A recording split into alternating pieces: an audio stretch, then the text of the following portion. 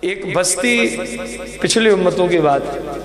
اللہ کریم نے حکم دیا جبریل کو، جاؤ اس کو الٹ کے رکھ دو۔ آیا، حالانکہ اللہ تعالیٰ کی ذات بہتر جانتی ہے کون کون وہاں رہتا ہے۔ یا اللہ وہاں تو تیرا وہ بندہ بھی رہتا ہے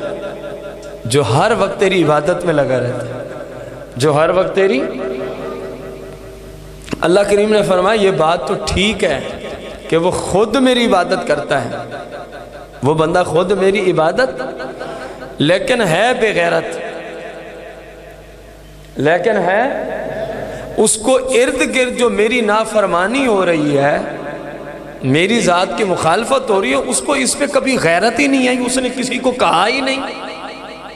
کہ یار یہ غلط کام تو کر رہا ہے، یہ کام تو، اس کو غیرت نہیں آتی میرے دین کی مخالفت پر، یہ بے غیرت ہو گیا ہے، اس لیے اس کو بھی ساتھ الٹ کے رکھ دیں۔ تو اندازہ لگائیں آپ اس روایت سے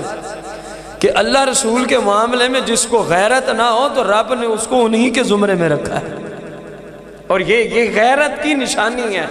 کہ برے کو برا کہا جائے، برے کو برا